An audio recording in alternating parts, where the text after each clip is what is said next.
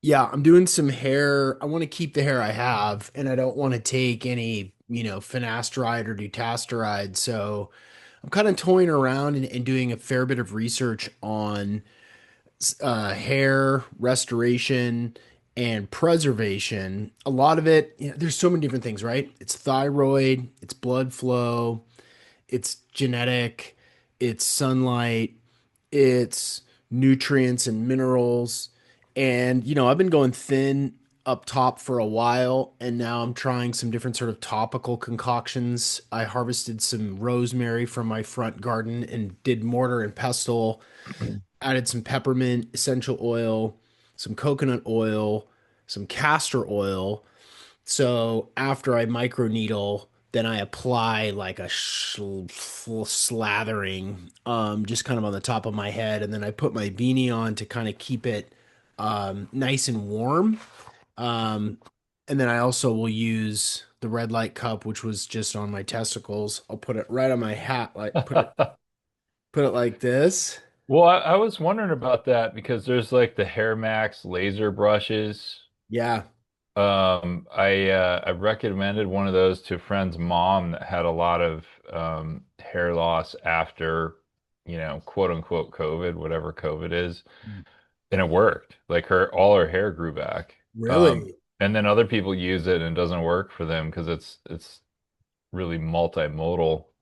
I think it is multimodal. It is. I've also been reading a little bit about, we'll talk about royal jelly here in a second, but royal jelly, I've also been reading about like mandible tightness, so Yep, tightness in the jaw and in the temples reduces blood flow to the top of your head and to your scalp. And I am that's a another one. definite jaw clincher. Like I have a mouth guard I sleep with, but like I have not gone as far as like doing daily massages to this, but I'm trying, me, we're on the same Yep. page. I'm trying to do Yeah, it as we're naturally as possible. Yeah, I mean it honestly, like I don't care what age you are, and it sucks to like lose hair. I mean, it's not great, you know. I mean, it's maybe normalized for men now. God, I'll never forget, dude. I was in the climbing gym in San Diego, and I was sharing a table. They have like a little co-working section set up with these two kids in college, and they were both talking about their hair loss, and they were 20. Ooh, It's like really common now. yeah. I subscribe to the gravity theory of hair loss. This is obviously outside of toxins, which I think you need to take that into account too, because Right. most toxins are estrogen mimickers and they really mess with your hormones. So there's always going to be that. But the um the gravity theory it's stated simply. There's some scientist or medical doctor in Turkey that has been working on this for the last 40 years, but in men, a lot of the hair loss is here or these two front parts. Like I have some receding here. Not crazy, but it's there, and those are the areas where the skin is the thinnest. Mm. So the idea is that gravity thins that skin down over time. There's less capillaries, less blood vessels, so there's less blood flow. Less blood flow is less oxygen, and then you get the micronization of the hair pores, and then eventually it goes away. I think that's a big lever of hair growth for sure is oxygen and circulation. So I haven't tried one of the laser helmets or the LED helmets or the Hair Max, LED or laser combs, but they're interesting to me. Yeah. Well, obviously it's not an issue for you. You're blessed with follicular, dominance. Not well, I got some receding up here, man. This Yeah. part. Stop. I Just, was looking at some older photos oh, and there used to be hair there, and then I'm bro. getting the micronization. You are the cover child for a Vidal Sassoon ad I, with your hair. I, Just I cut, wish, dude. cut the shit, your hair, you're fine. And you don't have any grays either, do you? You know what's funny, dude, is I had a few grays at one time, and then I upped my copper intake, and it vanished within a month. There we go. There's Copper is normally related to gray hair in a lot of people, mm, and I can tell you for a fact because I'm here visiting in Minnesota. This is the rural travel edition of this show. Visiting my mom. She still lives on a uh, almost a 70-acre rural property, and we're going to Blue Earth County Fair. And all year you grow your turkeys for the fair, and you show them. You can win a prize. Farmers would add copper to the turkey feed and take it out, and add it and take it out, and it puts bands in their tail feathers. oh It goes white, wow. brown, white, brown, white, brown. Interesting. Yeah, so it's related to melanin. Um, Very interesting. The other thing that I'm kind of diving into recently is hyperthyroidism. I've got the thinning on the outside of my brows. Oh, yeah, that's an interesting one. So you have Right. hyper or hypo? Hyper. I think it's overactive. Why do you think Um, that is? I think it's just life. I'm type A, all the meditation and cold You're going. plunging and Yep, float tanks and stuff. Like I run and gun pretty hard, two kids, yep, entrepreneur since 2011. So like there's yep. just a lot going on. And I think that, to a certain extent, just by nature of my sort of dosha, I run and push and go and go and kettlebell mile before we jumped on here. I've got jits Did you lit. do it? I did it. Yeah, of course I did it. Do you want to give people the concept of the kettlebell mile, what it Yeah. is? Yeah, I do. So, well, no, you turned me on to it. So why don't you take it? Okay, well, I think people would find this interesting, and because this is the kind of practical tips you can take and use show that we want to give people. You got me into rucking, because you have that weighted vest, and as I was like, man, this looks terrible, but it also looks really efficient and time saving. And I had some unexpected fat gain, which I'm still troubleshooting, but I was like, I don't have a ton of time, but I'm always going for these walks. Why not add the weight to the walk and get that effect? So I'm always looking for, cheap, effective ways to do it. So with the rucking, I went to Home Depot. I got a 40-pound bag of salt that was like $8. I did that for a couple weeks, and then I upgraded to the what was it? 60, no, 50 pound bag of sand, and that was $4. Um, and I've been doing that, so and it's been working. And then I came across the kettlebell mile, which is it's like rucking but worse. And it's brutally simple, and it takes hardly any equipment. So the concept is that you take a kettlebell that is, if you're starting, 20% of your body weight, or if you're more advanced, 30% of your body weight. You do a suitcase carry, so that's, like one hand carrying an old school suitcase down by your side, and you jog for 1 mile, and you alternate sides as much as you want or as little as you want. It's up to you. That's it. That's like the whole thing. So for me, I have a dumbbell that's 45 pounds that is 20% of my body weight. Haven't done 30% yet. And I started by walking, then I did fast walks, and then I did a fast walk combined with a tiny jog, and it smoked me. But I like the way I feel afterwards. How is yours? Yeah, yeah. So I went big. I decided to go for the 1.5 pood. So that's the on it orangutan. It's 54 pounds, which equates to 29% of body weight. And A I lot, I was like, so my grips are strong from jujitsu. My forearms are right? pretty strong. Um, I mapped it, and over to my kids' elementary school and back is a mile. There is one sizable hill uh there, which is about a quarter mile away. And I made sure that I wore really firm soled shoes. I've got a pair of like ultra trail runners that have a really stiff sole because Got it. that extra body weight on the side. Um, so I did it in 14 minutes, and That's fast. it was mostly a walk. You know, I tried to jog a little bit while I was kind of on the Yep. decline on the way home. Um, Yep. I had to switch, you know, I probably had to switch every 45 seconds to a minute from left hand to right hand.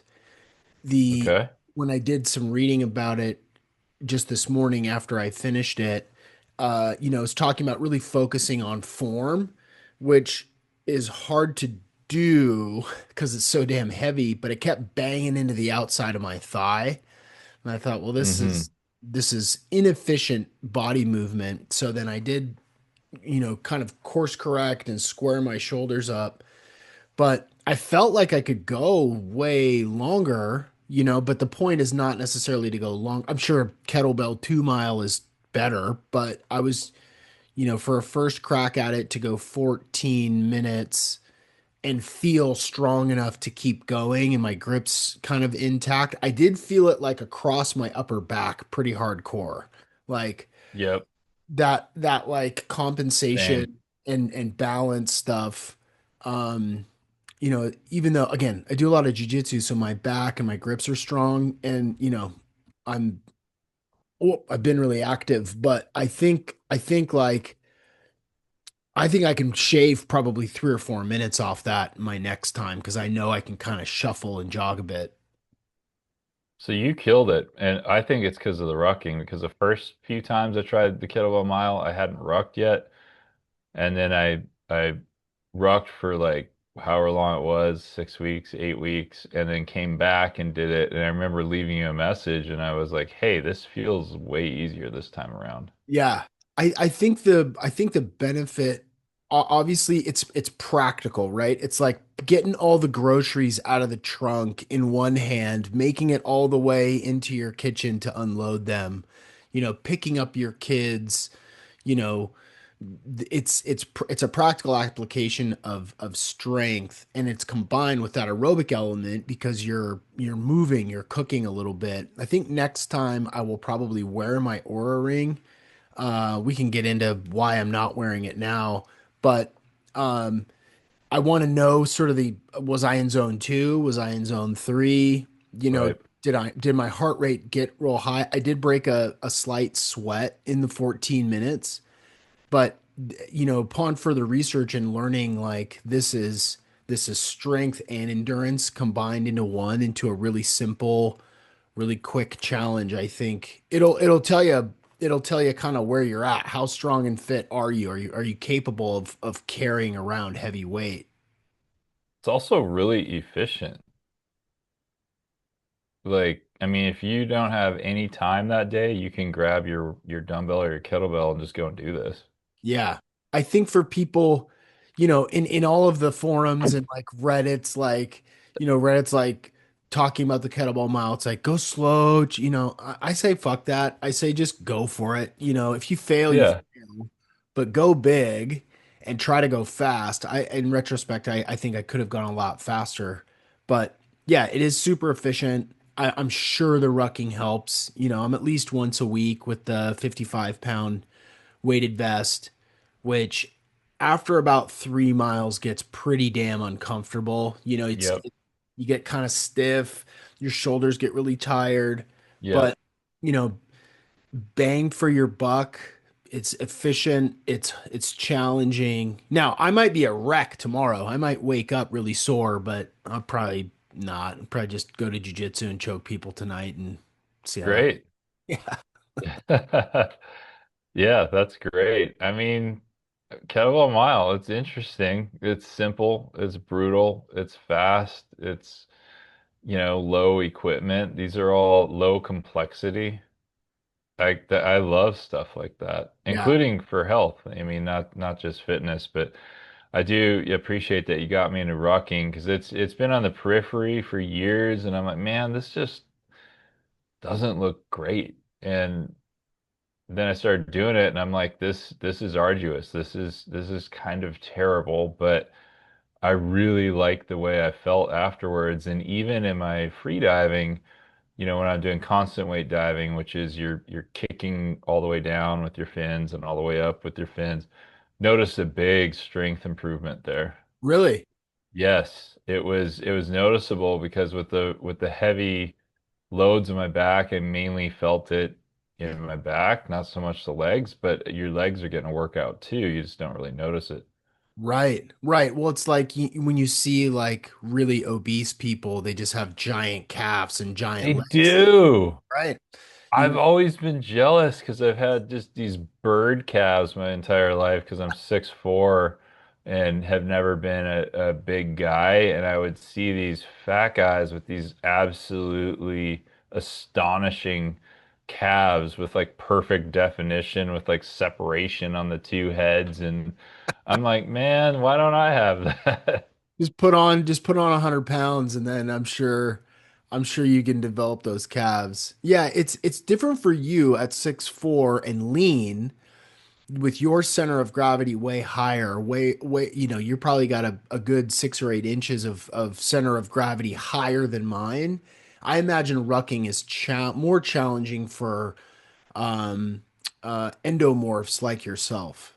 It definitely forces me to have better posture. You can't do the lean forward with as long as my back is. It's too strenuous. So I have to sit really or stand really upright and put my shoulders back to distribute the load better. And I'm doing 66 pounds now, but it's all in the shoulders. There's no waist belt. I don't know if that's a thing in 66. rucking or not, but You- but That it seems that's to work. that's you're rucking it with 66 now? Yep. Damn, brother.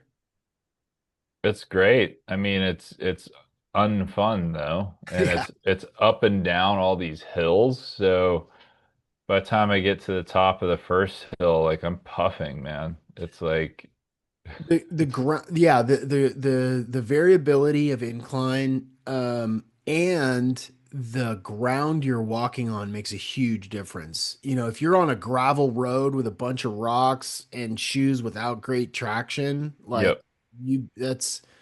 that makes it even increasingly challenging because you're out in the middle of nowhere. Like, are there gravel roads around you, or are you just like on dirt paths or what? So that one is so the where I've been rucking is paved. It's just really steep up and down. So that aspect is fine. Where I've been doing the kettlebell mile is really chunky gravel Yeah, that's hard. with hills. Yeah. And I have been doing the rucking in barefoot shoes, the Vivos. Um, Whoa. and my feet have definitely gotten stronger because I notice it with the long bladed fins we use in free diving, which for people listening, that's just breath hold ocean diving. And we go pretty deep. We go below 100 feet most sessions. And your feet can cramp up because you have to hold like a ballerina point when you kick with the fin. It puts a lot of stress on the foot and ankle, and that's gotten a lot stronger. And Vivos, people forget. I was like one of the first. I bought Vivos when they very first came out because I was used to working out barefoot.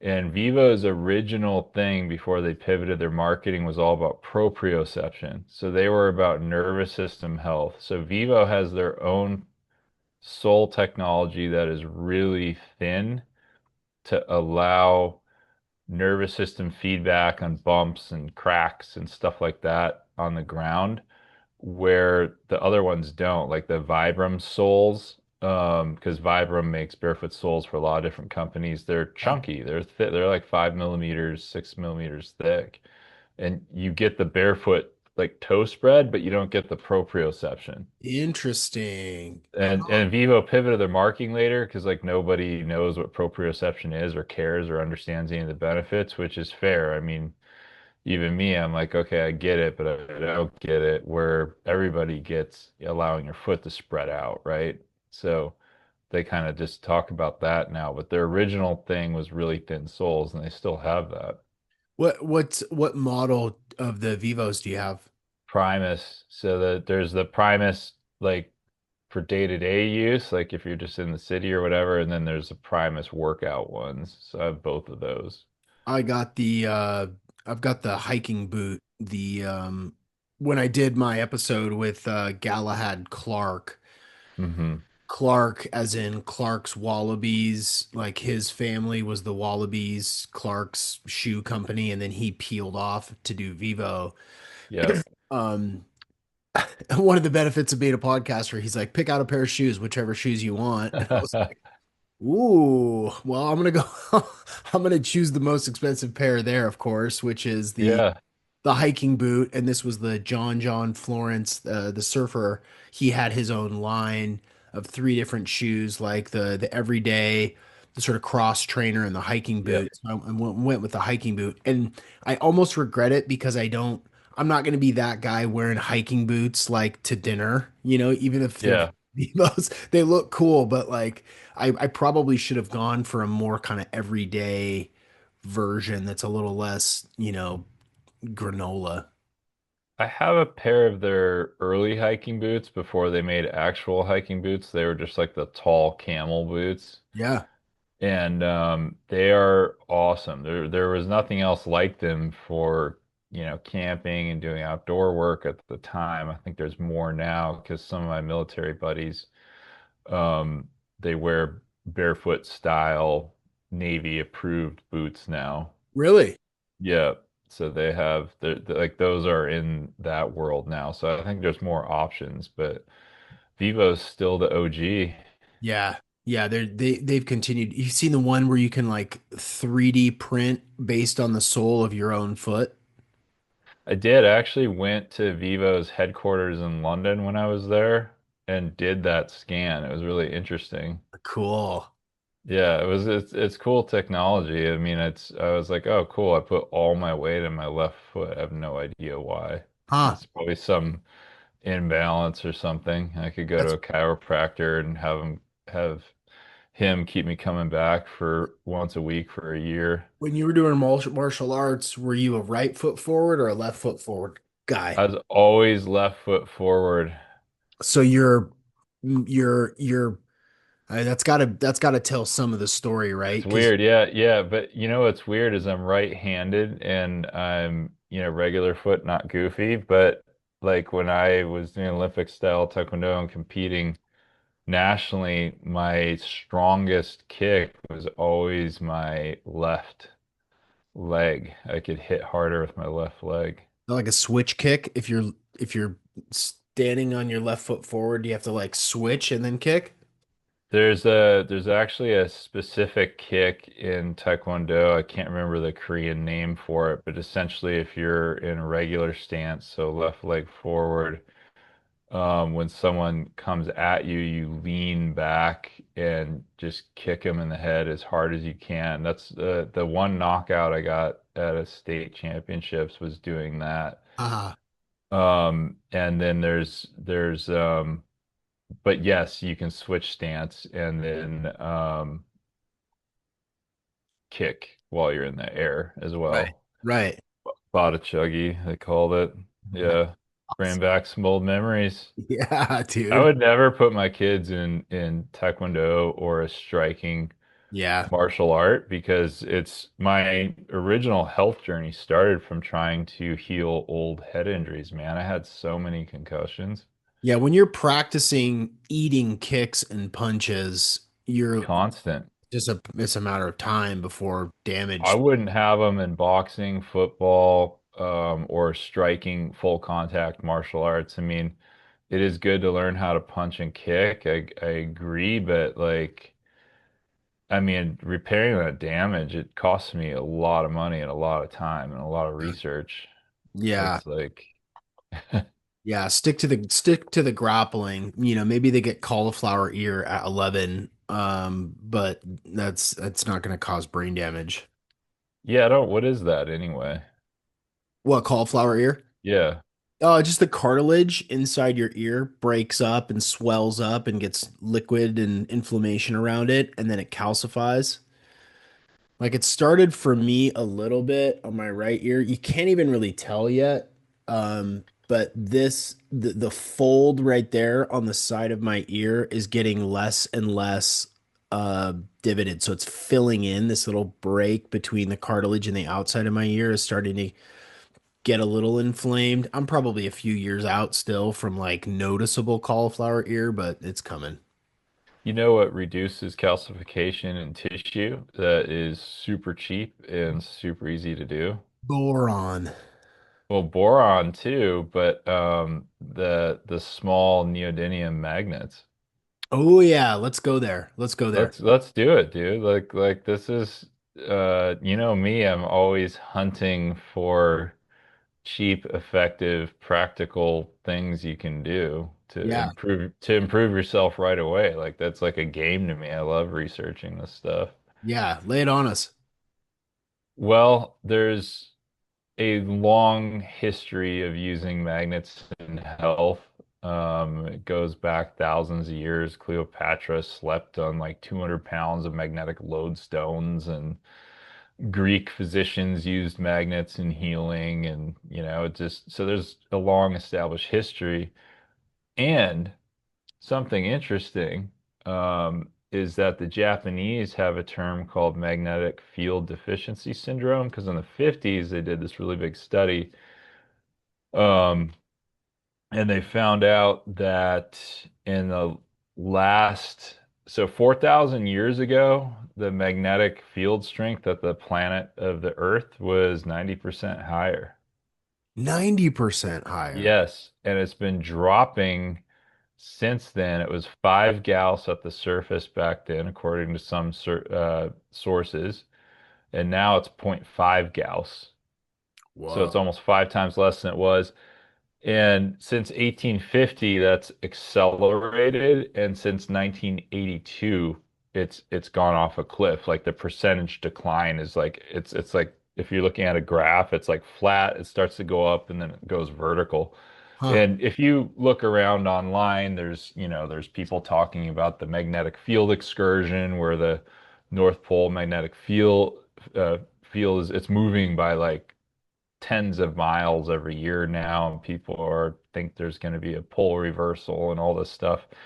I'm not here to talk about that. I just want to know, hey, like if the Earth's magnetic field is now half a Gauss and it used to be 5 Gauss, is this one of the reasons why people are less vital now, right? Right? So you have two options. You can use pulsed electromagnetic fields, which I'm a really big fan of. They are really expensive and they're not the easiest things to use. So if you're gonna buy a high intensity unit, you're looking at 40 grand to 12 grand at the low end. If you're gonna go get treated somewhere that has one of those, it's gonna be 75, $85 a session. And it will work. And if you're in rough shape or you've got a broken bone or a really bad back injury or knee injury, it's totally worth it. You can buy a home unit. I have one called the Flex Pulse. It's Dr. Pollock's kind of like the PEMF guy online, but that was 1,300 bucks. And it's 200 Gauss. And it works, but it's got a battery pack and you kind of have to wear it on yourself and you got to tape the thing on there and it's a whole process. Um, find doc, yeah, that one. That's this dedicated site. Yeah, so I have that thing and it's super cool. But also, this unit is also made for frequency entrainment. So it does pulse electromagnetic fields, which apply a magnetic field to your body, which is great for injuries and stuff like that. But it also, you can vary the frequency on it. And so you can entrain your brain. You can do it for sleep. You can do it for alertness. You can do it for alpha waves. Like it's a whole thing. So then level three is static magnets and getting into that. because it's like I'm traveling right now. I've been traveling for a month. I have a nagging knee injury from doing hill sprints that is bothering me. And I'm like, I don't have my PMF units. There's nowhere in this rural area where I can go get a treatment from, like a big unit. That's not a thing here. Um, so I found this old document on magnetic therapy, and it uses these 6 millimeter by 2 millimeter thick little disc neodymium magnets. You can get, I don't know, like 180 on Amazon for like $8. Hmm. And you just find the area of pain and tape them on. Um, Ideally, you would put the north pole of the magnet towards your body. It's basically the north side of the magnetic field is the restorative, regenerating, rejuvenative part of the magnetic field. The other side is more stimulating. And a lot of them are marked what's north and south. Some of them aren't. On So which on either side, you mean? yeah, so if you want to go the really cheap route, you go on Amazon, you get some of these tiny little disc magnets and you tape them to your body, and you're gonna have to figure out like which side is north. There's different ways of doing that. The woo-woo way is you dowse for it, use a pendulum. The non-woo-woo way is there's little magnetic field testers that will tell you for like $10, you just hold it over. And then the easy way is some manufacturers put a little dot on a north side. So you might pay $1 or 2 extra for that, but that's the way I would go. And I was looking at different companies because I want to provide people some good info they could use here. So, um, and I don't have any affiliations with these companies. So like obviously, so if you have a knee, tape these magnets to your knee, leave them there. Great. So you're getting treated back pain, neck pain, whatever. It's going to work. But the ultimate expression of this is sleeping on magnets like Cleopatra did, right? Because then you're just rejuvenating your whole body overnight. So the OG is Magnetico sleep pads, but they're super expensive. Um, and I don't know. I mean, is it worth it? Maybe. And they have their own proprietary thing and all that. But there's another company, let me look it up here. And they do the spot magnets too, like what we're talking about. Um, Are these the magnets that you were talking about? These are the 6x8 or 8x6 millimeter. those are way bigger than what I ordered. So I did 6 millimeter by 2 millimeter. Oh, 6x2. But those are the exact type. Is bigger better? Not necessarily. Oh, they're just flatter. There's an 8x3. So if I wanted to, so if I got 40 of these and I wanted to use them, for my shoulder, I would find the north, put that to my skin, tape them with whatever sort of tape, and then if I wanted to go full weirdo, I would go and like what, adhere these to the bottom of my bed or Those aren't big enough. You would probably want to get like a pre-made um, bed sheet. Well, it's not a sheet. It's like a mattress pad. what did you call it? Medico? Well, so Magnetico is the OG. They're super expensive though, but they make a compelling argument. I haven't used one of these, um, but they make a good case. And I'm finding the cheaper one right now. Does their website work? It's slow. I had It's to like click on different links. interesting. I mean, they've been around since the 80s, I think. So this is amplifying the magnetic field Yeah, for. you're sleeping in a magnetic field there, and they have their own proprietary tech. Um, Does it mess it up if you have a metal bed frame? that's a fantastic question, and I don't think it necessarily does too much because, like, magnetic fields are logarithmic. They drop off by the inverse square of their distance, so basically meaning super fast. So the box spring should be enough to um, take care of that. And the other company that is a fraction of the price is promagnet.com. And they make they don't they do make the tiny little magnets. They have their own way of doing it. So the ultra cheap option is Amazon, and then the mostly cheap option is Pro Magnet, and they make ones that are labeled north south, and they're already organized for you, so you just tape it on, and um, and you're good to go. What have you noticed as you've been using it? Well, so I went the Amazon route. Yeah. I think I got like 186 millimeter by 2 millimeter magnets. Like they're tiny for like $7 or $8. And I just took the side of my knee. I located where the pain was and I taped them to the knee and I just left them for 24 hours and the pain was reduced by 80%. Wow.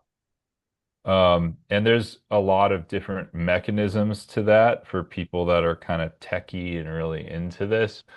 Blood is or sorry, it's diamagnetic.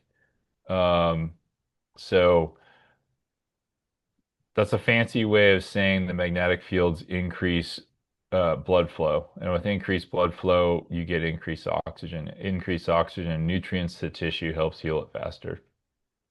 I mean, circulation is a big problem for most people.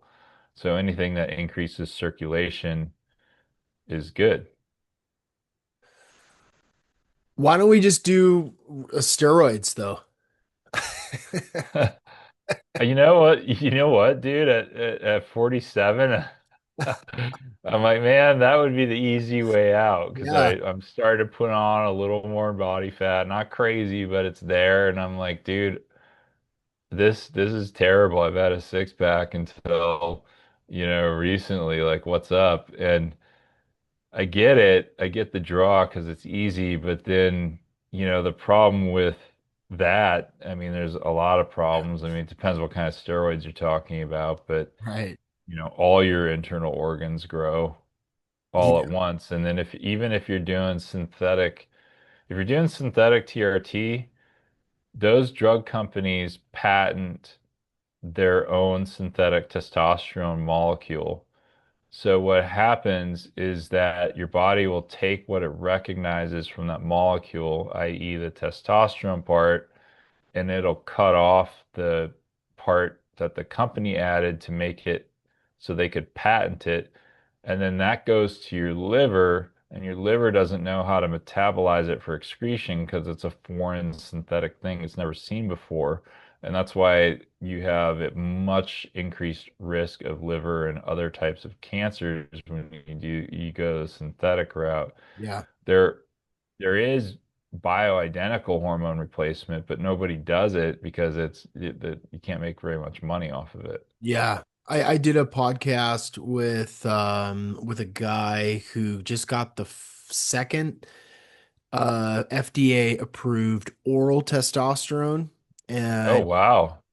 we talked about why oral testosterone is better than injectable, and he explains the fact that with injectables you're getting a massive bolus. You're getting a massive bolus of testosterone that your body just like, you Hmm. can hulk out for a little bit, and then there's this like massive drop off. And when you do smaller doses, so that's like every 3 days as you do an injection. Whereas with this one, it's daily and it's oral, and so it's like just enough to kind of like wake up and fuel you, but without getting that massive bolus effect and then the tail off. So you're just like looping instead. So doing it every day. He made a really good case. Obviously, he was selling it. He was like promoting it, but I changed my mind a little bit about if and when the time will be for me. I don't care about needles and injections and stuff like that, but I'm what am I, 42? Yeah, I'm 42. I'm extremely active, and the injuries are starting to pile up a little bit for me. Like I've got a shoulder thing that's like really slow to heal. It clicks now when I, get out of bed. And and you and I have been joking about this kind of offline, but maybe it's time for peptides. Maybe I go back BPC on. 157 maybe. Yeah, yeah, and Sermorelin for that injury. I know a lot of people who have had incredible results with that combination for injury, and it's Can you like, expand on the second one? That's new to me. yeah, Sermorelin is another peptide. I don't know exactly what it does, so I can't really elaborate too much. But the combination of the BPC 157 and the Sermorelin, my cousin's actually on that, and he's like, dude, he's like, I recover from workouts really fast. He's a hockey player, so he's got some hockey injuries, Yeah, those guys get messed up. mashed, and he's a golfer, so he's got like elbow, shoulder, knee, hip stuff Right. from all that Weird twisting. stuff. Yeah. Yeah. He's like, after about 2 weeks, like nothing hurt, everything was good. I recover really quick from workouts and stuff like that. I don't know. It's like I'll do the magnets. I'll spend $8 on magnets and tape them to my body before I go down that sort of exogenous route. And that's Yeah. always been my sort of idea. And we share that in common, right? We want to do Yep. we want to do the cheap, natural, and effective things first across the board. Starve yourself for 5 or 7 days with no food or water. Do that first. Well, that'll do your shoulder injury. Right. I know. I know. Yeah. So It's just carving out the time for it. exactly. Exactly. Well, and, it's easy to take a pill. It's easy to just do a quick injection in your belly fat, occasionally. It's stronger and more effective. Well, it's stronger and more effective, but there's no free lunch, right? There's always a cost to how your That's body's right. on to that foreign stuff. For me, it always comes back to biophysics.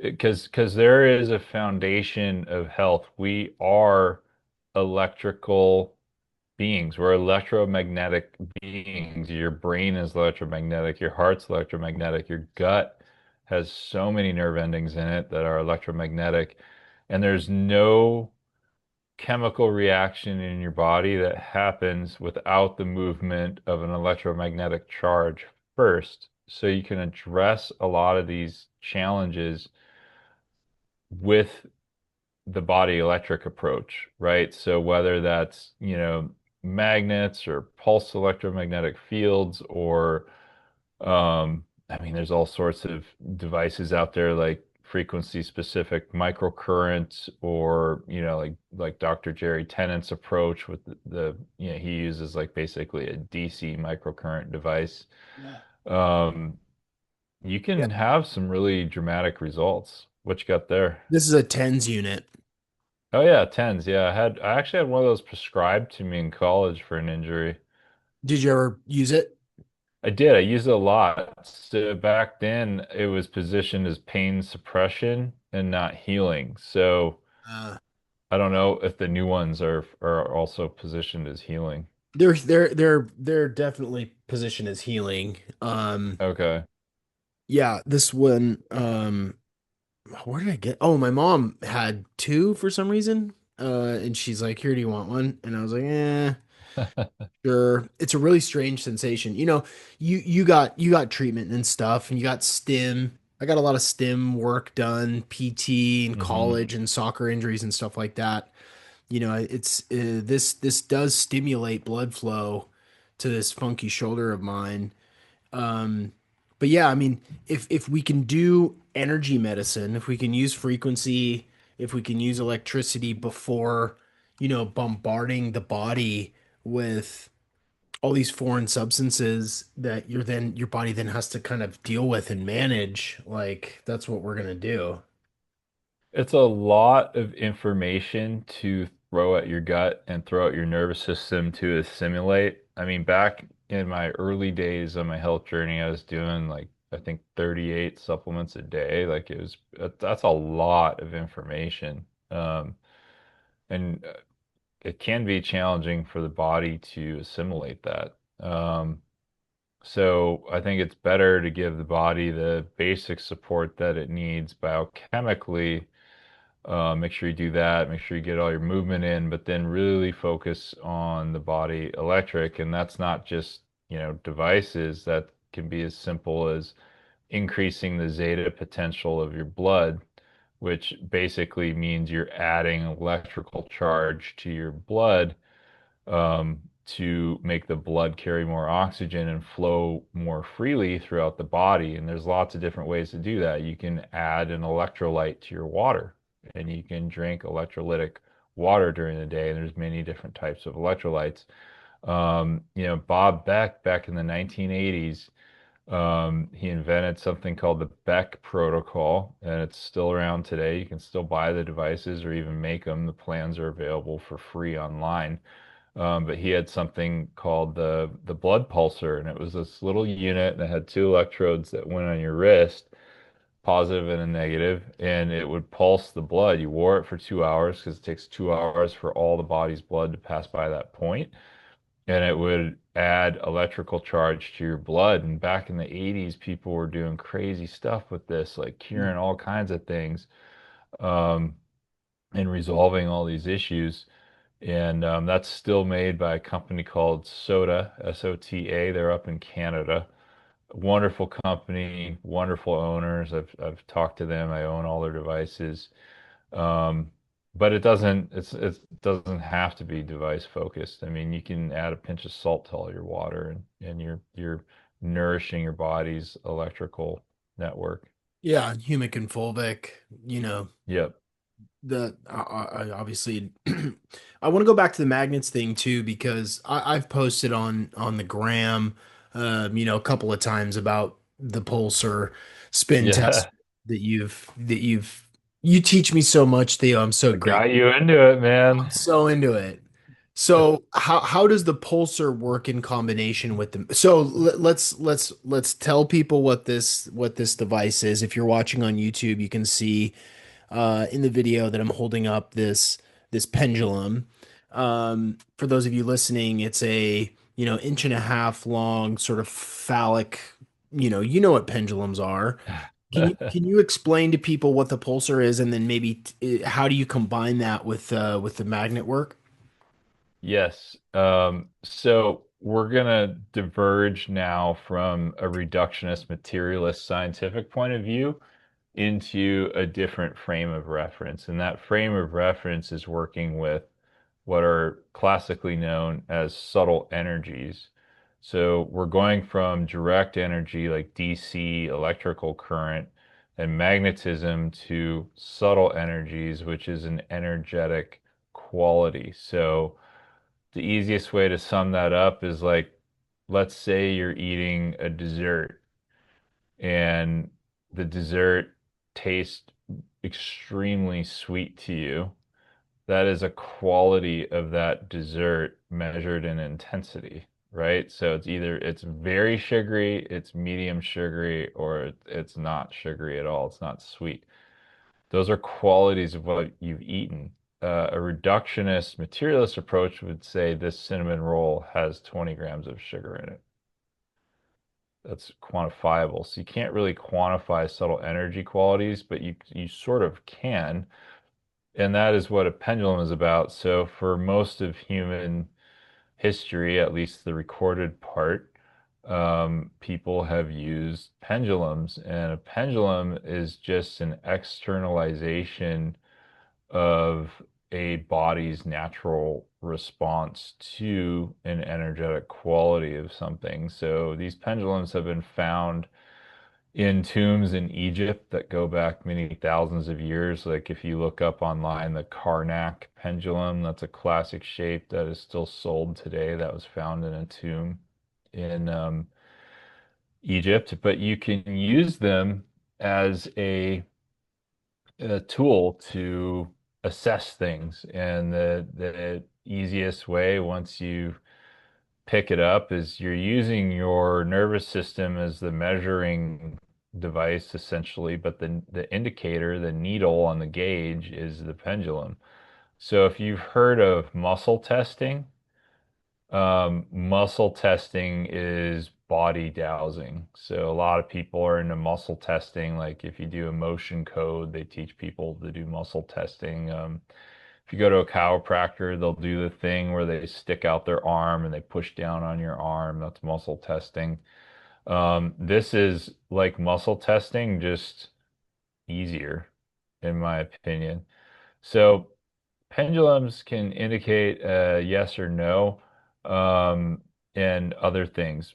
There are two schools of thought on this. I subscribe to the European one. So the European school of thought is something called radiesthesia, and it doesn't use the mind so much as just um, it sort of measures or gives you a response on something that you're investigating.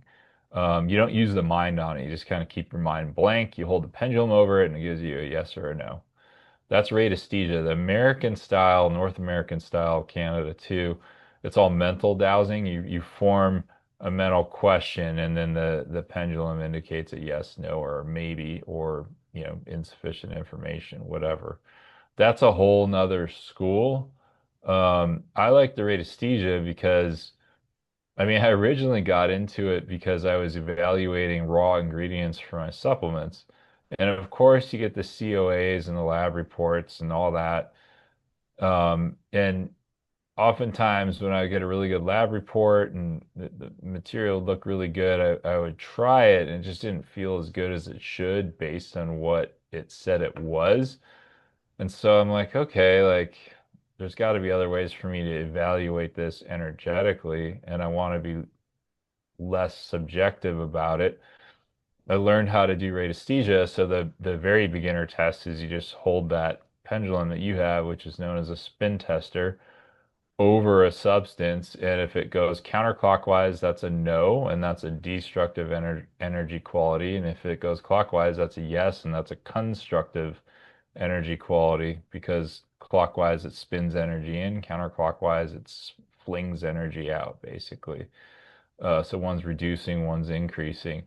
And so I started with that, and then I learned, more and more, faster and faster, and I learned kind of how to quantify subtle energy a bit. There's a scale called the Bovis scale. It's been used since before World War One. It was invented by a doctor and an engineer who ran a essentially a clinic for long-term kind of ICU type patients of the time, and they were trying to assess the energetic quality of the food they were feeding their chronically ill patients, and they wanted to help them recover faster. So some food doesn't have as much energy and some has a lot.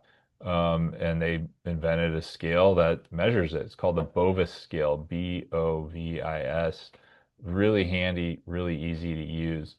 So that's a very basic introduction to, using the pendulum. And for people that want to go deeper, there was a Catholic Jesuit priest. Of course, it's always the Jesuits. Late 1890s, kind of early 1910s. Um, he was named Abbe Mermet, Mermet. That one's a little elaborate. That's a super elaborate one. The basic one looks like a fan chart, like a Chinese fan. But this does give you the concept.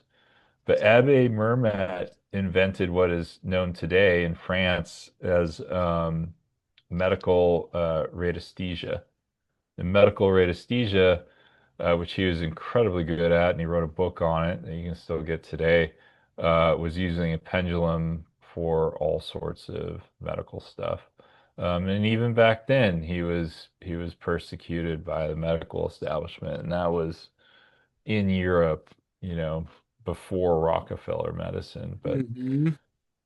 Abbe Mermet essentially invented the whole field of using a pendulum for health stuff. So let's go full circle. We'll go to the magnets. Let's say that you already have a pendulum and you know how to dowse and use it. Some people can't do it because their left brain gets in the way. A pendulum, using a pendulum is an externalization of your right brain. So the right brain deals in a world of feeling and intuition and gut feel.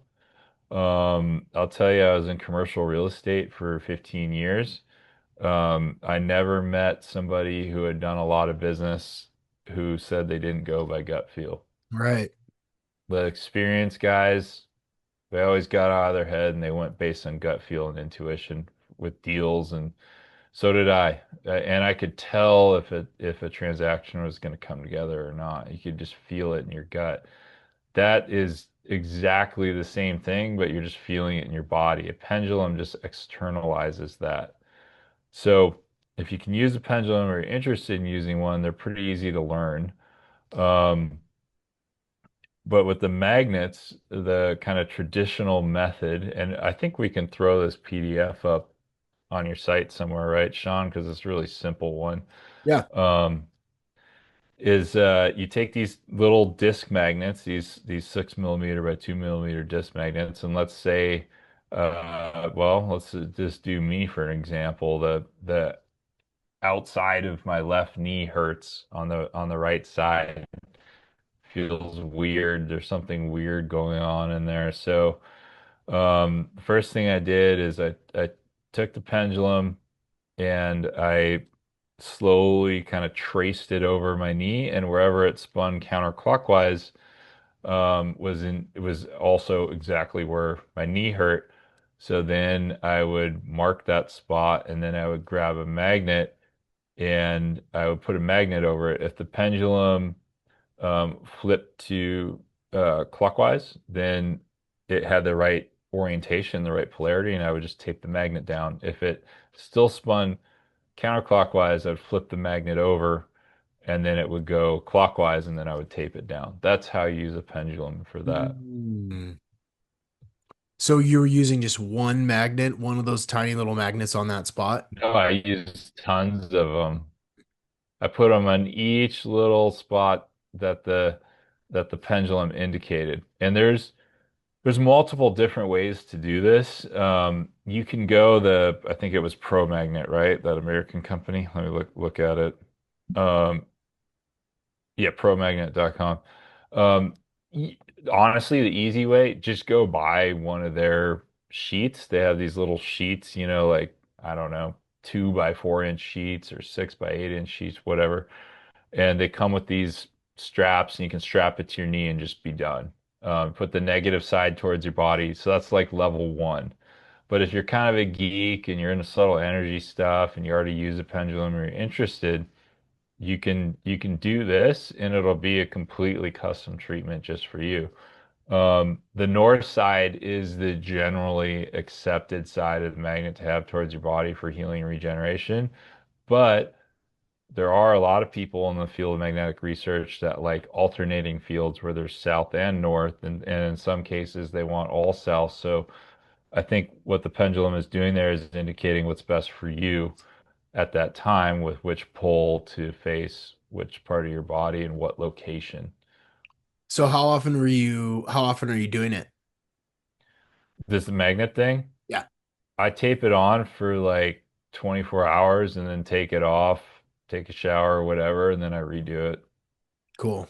I mean, it seems like it's going to be gone in a few days, but You've noticed an improvement? yeah, it was like immediate. I'm not just saying that. I'm not selling anything here. I don't have any Yeah. magnets. It's just like we're talking about going on Amazon for $8. But Yeah. I mean, even the Pro Magnet stuff is cheap. I looked at their smaller sheets that you would use for knee. That was like 10 or $12. I mean, I just like things like this where anybody can access it. I'm a huge fan of the expensive biohacking stuff too, but like it's expensive, man, and it's Yeah. time consuming. I mean, what can we do right now to help? Time matters. Yeah, for sure. Like Brian Johnson stuff is awesome. And I mean the blueprint guy, not the steroids attacking Joe Rogan guy. Right. Yeah. Well, I mean, at the core of what futurist Brian Johnson is doing, it's quantification, Hmm. it's tinkering around with this or that. It's taking an engaged attempt at figuring out what's going on in your body and optimizing it. And Yep. and if that, at a base level, everyone is doing that to a certain extent. They're aware that like, yeah, that glass of wine every single night might not be helping my sleep. They're aware that man, I feel really lousy after I eat French fries, fried in canola oil. Maybe I should cut that out. Maybe I should eat dinner earlier. These sorts of things. You're going, whether you want to or not, you're going through a process of figuring out what works for you. And then you can take that and run with it and spend $2 million a year, on all those, taking your son's blood and putting it in your body, and you could go far, but it doesn't have to, you don't have to. It's just the thing is, it takes a bit of intention, it takes a bit of time, and it takes a little bit of effort to understand what you're after, right? Do you want to lose weight? Do you want to be stronger? Do you want to, have better skin? Like you just have to be engaged with this process, and that's always been at the heart of what this podcast is for, is to give people ideas and options of things that they can do and tinker with so that they can get better, so that they can live optimal. And when you comb through the 525 episodes of the OPP, there's something in there for everybody. Like whatever the thing is that you're kind of dealing with or you're thinking about, like I've talked about it and I've interviewed experts from around the world on this very subject, gut health, muscle building, mental health, sexual function. We've covered it, but there's always new stuff. And the cool thing is that why I love talking with you is you got the cool old stuff that you're I love the old stuff, man. resurrecting, bringing it in. Yeah. How do I? Fletcherism, Yeah, doing that. I mean, that was popular in the 1890s and it works today and no one's heard of it. right. Tell everybody what Fletcherism is. Fletcherism is a practice of chewing your food until it liquefies.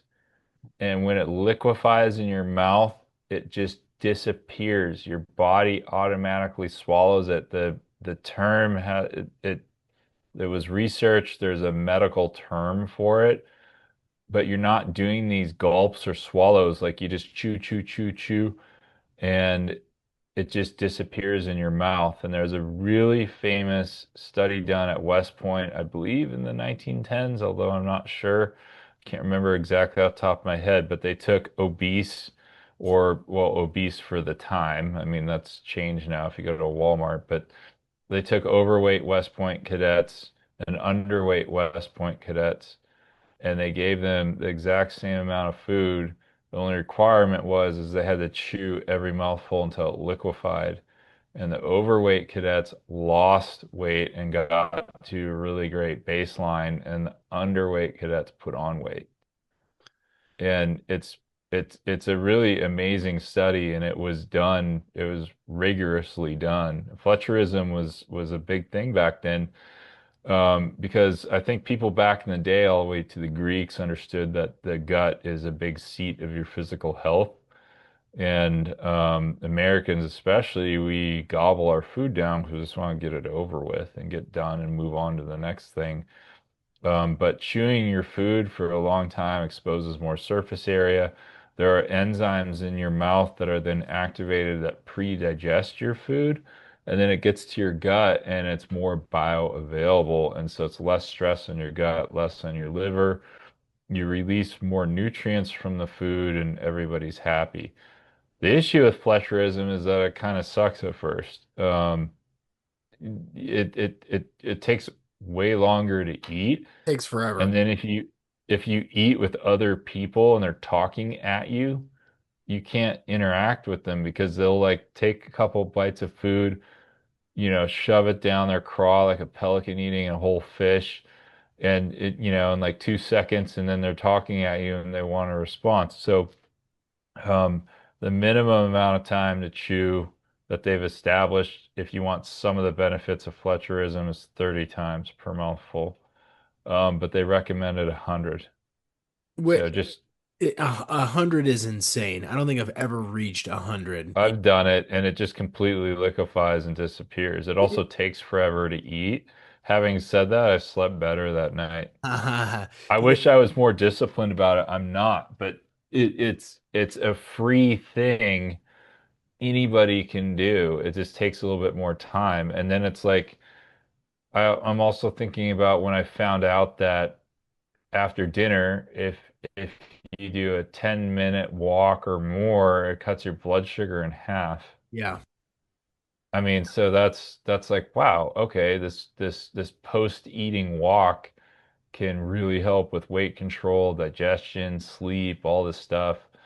That's a big one. I Yeah. mean, eating earlier too, before bed. I used to eat at like 9:30 and then go straight to bed. That's terrible. Yeah. The sensation of the Fletcherism is really fascinating because the sensation of chewing. So I always remind myself to do it when I'm consuming protein, which is Yeah. basically every meal, but like a Yep. steak or chicken. If I'm eating animal protein, that's when I do it the most. And the sensation is bizarre. It's like, okay, I have on my fork, I have a small bite, let's be honest. I have a medium to large bite of steak, a little broccoli on there as well, whatever. Put it in my mouth. I chew and chew and chew and chew 30 times, 40 times, 50 times. And then as you're chewing, the food is gone. It's gone. It It gets just it disappears. It has a weird medical name, but they studied it when everyone started doing Fletcherism back in the day. it's shocking because I've just been chewing and I'm actually telling myself don't swallow, just Hmm. keep chewing. And then all of a sudden my mouth is empty. It gets so pulverized that it just slides down your esophagus. It just disappears down your gullet. And it does take forever. It is super annoying. It takes two or three times longer to eat a meal. Yep. You know, if that's going to help me digest better, if that's going to help, my gut health and my organs, and I'm going to get the nutrients from that food. I mean, it's free, it's easy, it's effective. Like, why wouldn't you at least try it once or At two? least 30 times. I mean, anybody can do that. Yeah. Yeah. And if Um, you're, I think it also especially is helpful when you're eating shitty food. Like over the 4th of July, we were spending time with some friends at a beach house, and it was like the food that was there was, sandwiches and rough. pizza, Yep. and we're sport eating. It's a holiday, so we're like, sport eating, eating tasty stuff with with a Yep. couple families. Then I thought to myself, okay, what's one way that I can minimize? I'm not going to just make myself a steak. I'm just going to eat the pizza.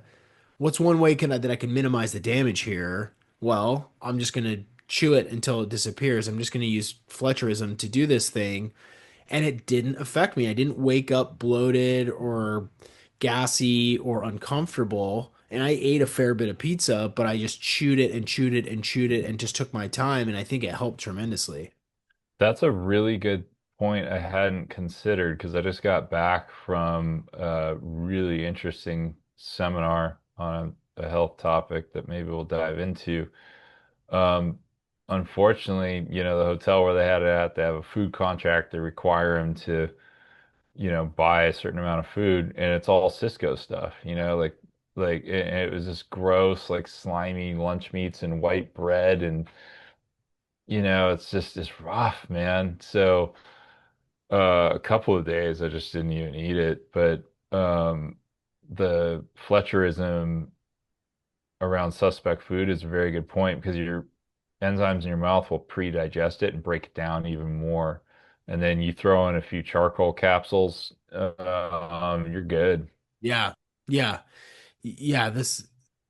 You tell your kids to chew their food. You were told as a kid, chew your food, like, and, but really, like, chew it until it just disappears and watch how, less bloating, less inflamed, less puffy in the abdomen. I've gotten my kids to do it. I have to remind them every meal just to, chew more, but no, this Yeah. is falls definitely into the category of simple, free, effective, forgotten health techniques that all of us should be doing.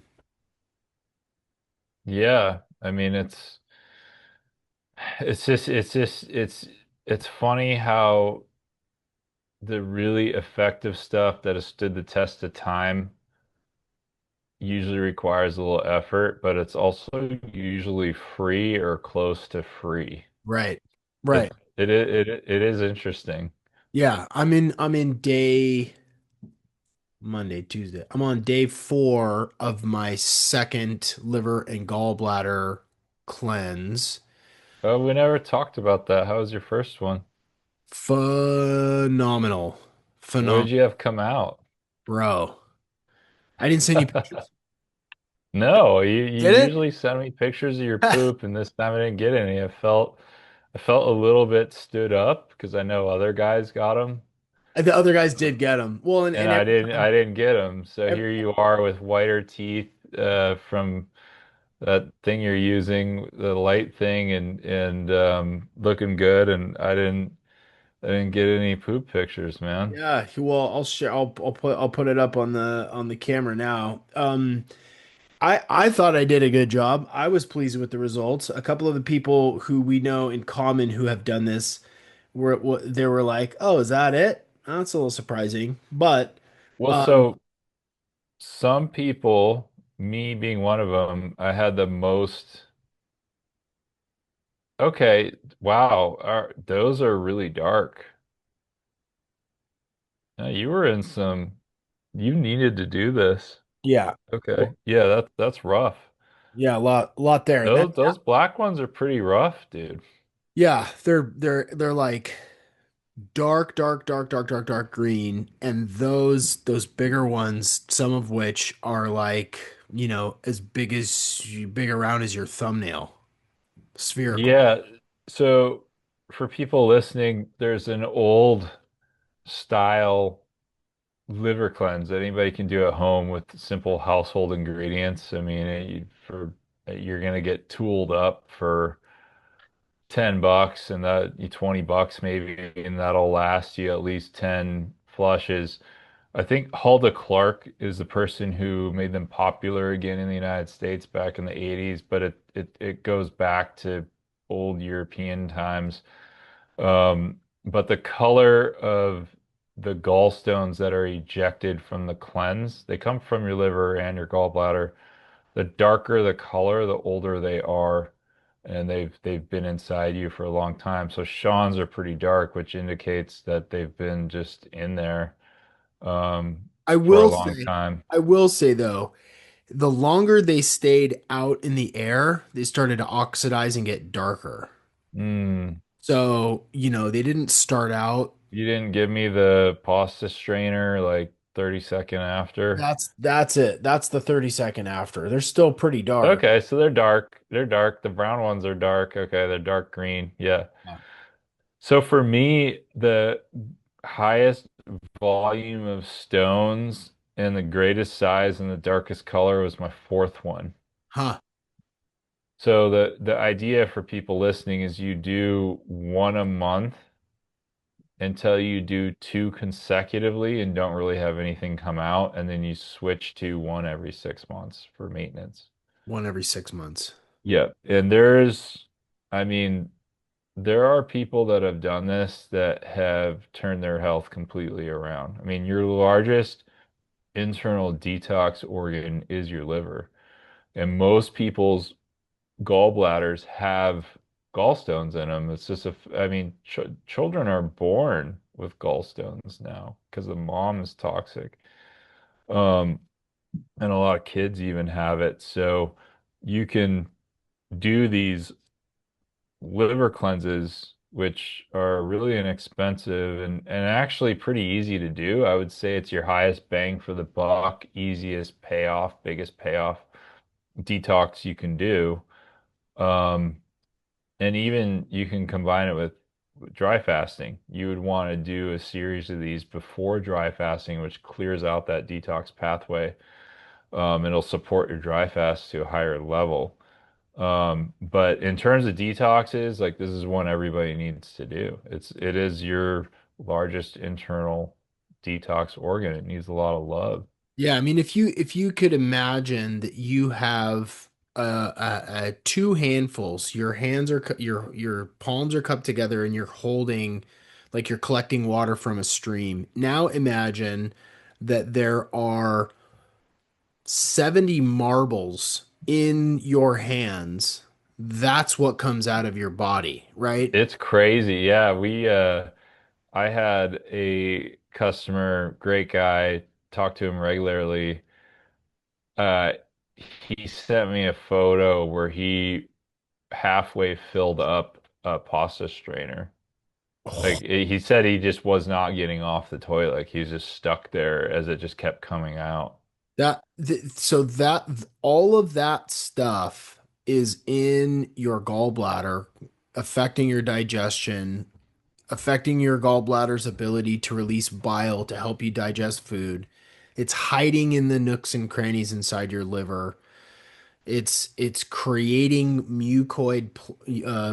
plaque, these like, like gelatinous clumps where in and around those stones where parasites love to hide, and it's just chilling in there. And if you're 40 years old and you've never done this like myself, That's like it. that, you have no idea that there's that much volume of stuff hanging out in your organs. And for me, what I felt afterward was I felt like more energy. I felt I was less bloated, like my midsection trimmed up a little bit. My skin looked good, my sleep was good, you Hmm. know, all of these things. It's like you got to get that stuff out of there because it's not going to go away on its own. And if you're not handling this stuff, you're literally walking around with sometimes thousands of stones that have just accumulated in your liver and gallbladder. Like, and it's so cheap to do. It's so easy to do. I think the thing that really is one of the most powerful aspects of this is like you don't really have to change anything else. Like You I did don't have to change your lifestyle to no. do this, You don't where you don't change a, what you eat, or you don't change when you sleep. You don't have yeah, to fast. You don't have to do any of that stuff. It's just you just drink this malic acid all week long, and then on the sixth night, you drink some other, stuff that's not fun, but it's gone in a second, and then you wake up, and then you just like a pea shooter.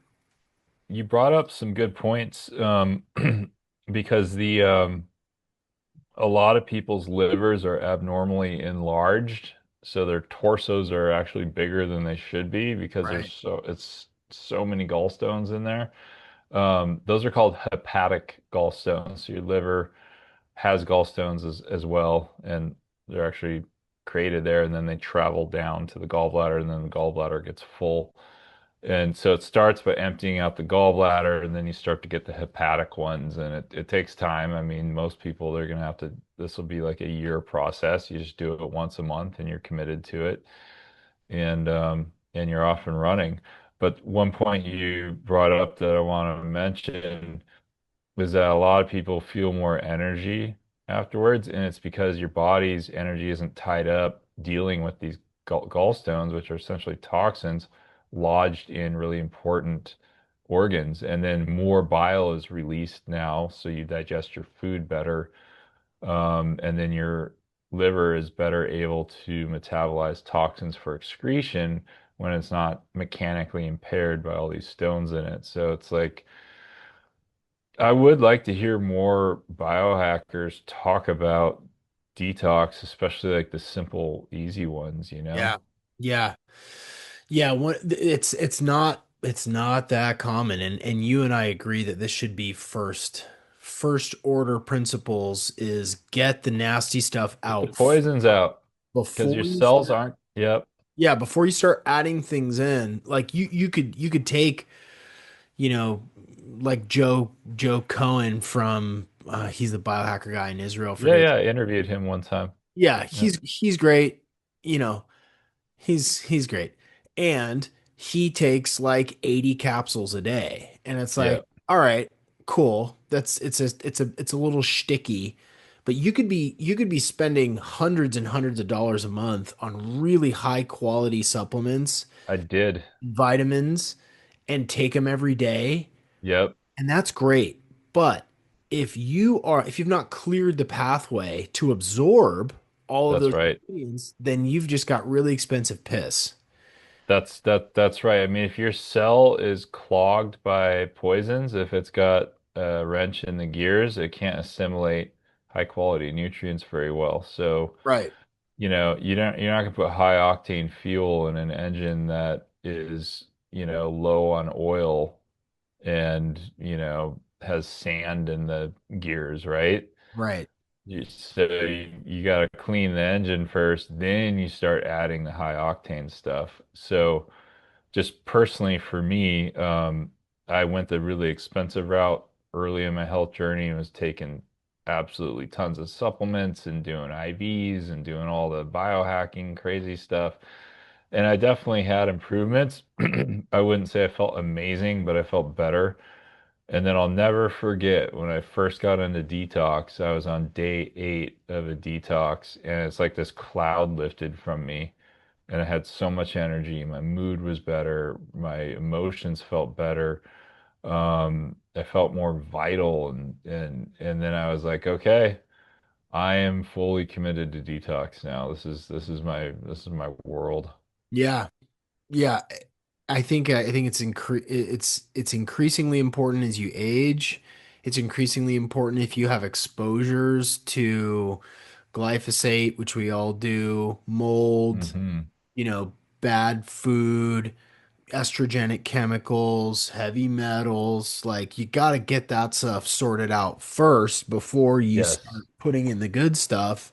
And you and I, obviously, as founders of Dry Fast with Friends, like that's the big gun. That's the biggest detox of all. That's the biggest. And a lot of people we talk to, they're really into the stem cell benefit, which is fair. I mean, it's a fantastic way to get a flood of endogenous stem cells and do some